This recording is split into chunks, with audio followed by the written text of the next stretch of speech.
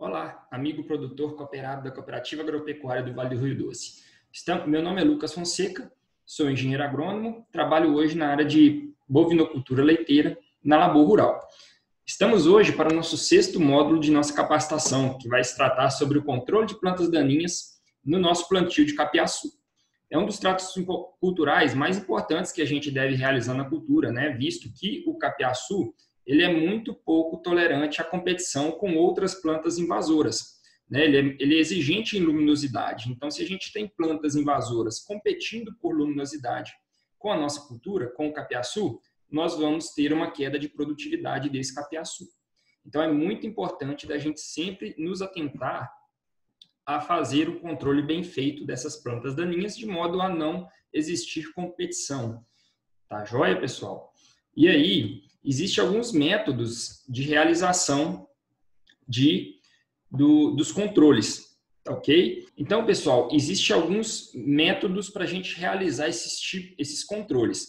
O primeiro deles seria o controle mecânico, onde a gente exerce uma força de trabalho, seja humana, seja mecânica, por meio de trator, roçadeira, sobre as plantas daninhas. Então, a primeira forma seria na enxada, então manual realmente. Uma segunda forma, através do uso da roçadeira, então a roçadeira localizada ali entre as fileiras do capiaçu, principalmente nos primeiros ciclos de cultivo, ou até mesmo de um cultivador adaptado, onde a gente vai adaptar aquele cultivador no nosso trator, de modo que ele só vai exercer a ação no meio da linha da capineira, fazendo como se fosse a ação de uma enxada realmente. Então, seria um terceiro meio aí para a gente realizar esse controle mecânico.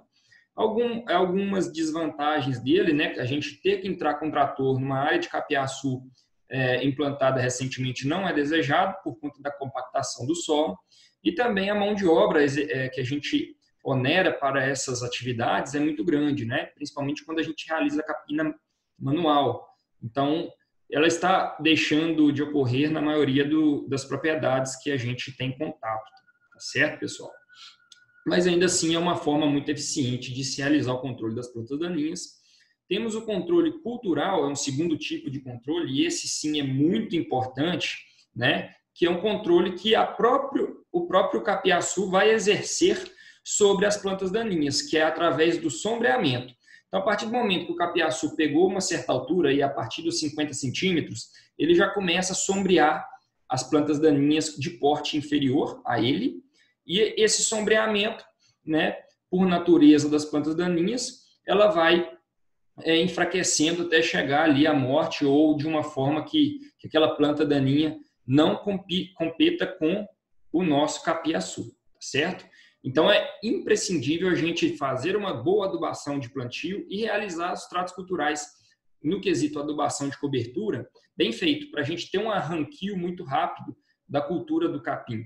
E aí, rapidamente, ele vai atingir alturas de sombreamento dessas plantas daninhas e, naturalmente, sem com que a gente tenha que fazer qualquer atividade, vamos estar exercendo esse controle cultural, A própria capineira vai estar controlando as plantas daninhas. A gente vulgarmente chama isso de abafar, A gente fala que a capineira está abafando a planta daninha, a braquiária, o colonião que tem ali no meio, certo?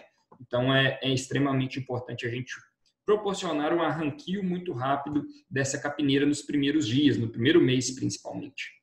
E temos também, por último, o mais utilizado aí na prática, que é o controle químico. E o controle químico envolve aí os usos de herbicidas. Hoje, infelizmente, nós ainda não temos nenhum herbicida registrado realmente para a cultura do capim-elefante, do peniceto purpúreo, porém, ainda a gente utiliza alguns herbicidas à base de glifosato, principalmente. A gente vai falar um pouquinho à frente de como utilizar esse herbicida à base de glifosato para controlar as daninhas, certo? Mas antes, existem dois tipos de controles através de herbicidas, através do controle químico, que seria o controle no pré-plantio, onde a gente vai utilizar herbicidas pré-emergentes, ou seja, herbicidas que a gente aplica para controlar a sementeira, principalmente antes da planta daninha emergir no solo. E temos também herbicidas de pós-plantio, ou herbicidas pós-emergentes, que vai ter ação após a planta daninha já ter emergido no solo.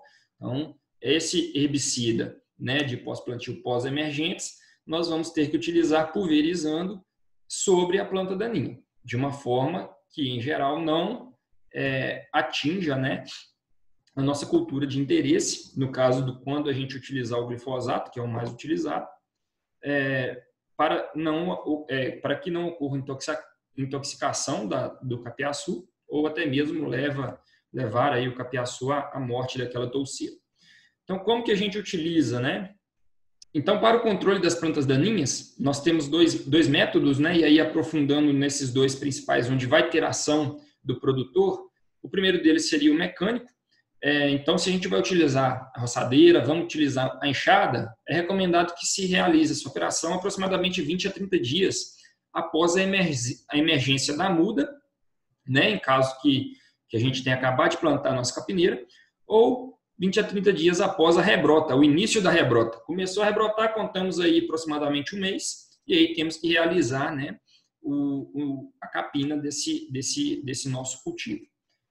Então, é sempre recomendado de realizar essa capina antes da adubação de cobertura, para que as plantas daninhas que estão ali presentes não realizem uma competição pela adubação de cobertura que eu estou realizando, da ureia que eu estou aplicando, do sulfato de amônio, do cloreto de potássio, tá certo? Então, é imprescindível que a gente sempre realize a capina antes de se realizar a adubação de cobertura. E como que a gente procede, então, pessoal, meus amigos, para realizar o controle químico das daninhas em minha capineira? Então, quando a gente utilizar herbicidas à base do glifosato, a gente tem que realizar após o corte da nossa capineira. Nunca quando se existe presença de alguma touceira de capim na área.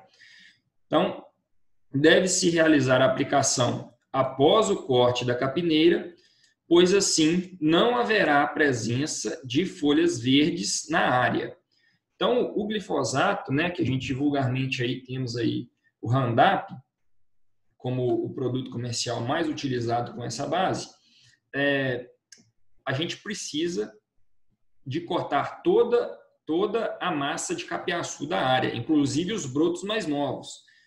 Não pode ter folhas verdes do capiaçu presente no local onde eu vou pulverizar com Roundup, porque senão essa folha verde do capiaçu vai entrar em contato com o produto que eu estou aplicando e aí vai ser absorvido pelo capiaçu o Roundup e ele não é tolerante à molécula de glifosato. O capiaçu não é tolerante ao Roundup, não é resistente ao Roundup, igual hoje existem milhos que são. Então é preciso que não exista folha verde de capiaçu na área. Então, como a foto aqui ilustra bem, este produtor, que é da região de Viçosa, Minas Gerais, ele realizou o corte da capineira, não deixou nenhum resquício de capiaçu para trás, nenhuma folha verde, e posteriormente a isso fez a aplicação do Roundup. Então ele eliminou todas as plantas daninhas presentes naquela área e a capineira volta a brotar normalmente, desde que não seja realizada pulverização onde tem as folhas do capim. Então é imprescindível também a gente utilizar o chapéu de Napoleão para aplicar o produto dirigido nas plantas daninhas, de forma dirigida. O chapéu de Napoleão, né, é um instrumento que a gente coloca no bico do nosso pulverizador costal, onde ele vai estar direcionando as gotículas da cauda, né, da água mais o produto, direto nas plantas daninhas, de forma mais dirigida. Então é imprescindível a gente utilizar aí, né, o chapéu de Napoleão.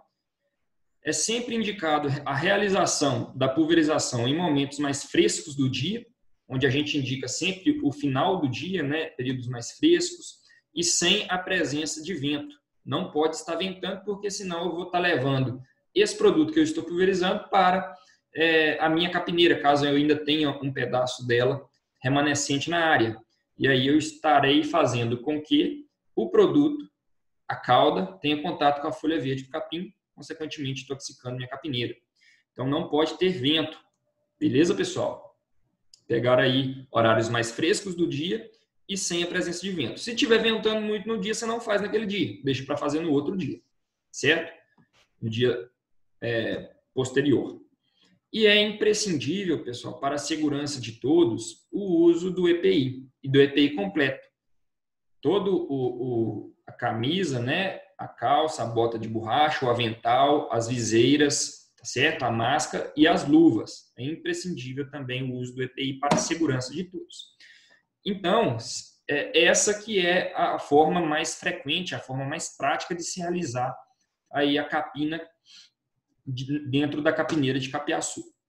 Ok, pessoal? Era isso que a gente tinha para estar conversando nesse módulo, nosso módulo 6. O próximo módulo a gente vai tratar sobre adubação de cobertura na capineira. Conto com a sua presença, qualquer dúvida, com a sua audiência, qualquer dúvida, nós estamos à disposição via os números do WhatsApp. Um forte abraço e até a próxima.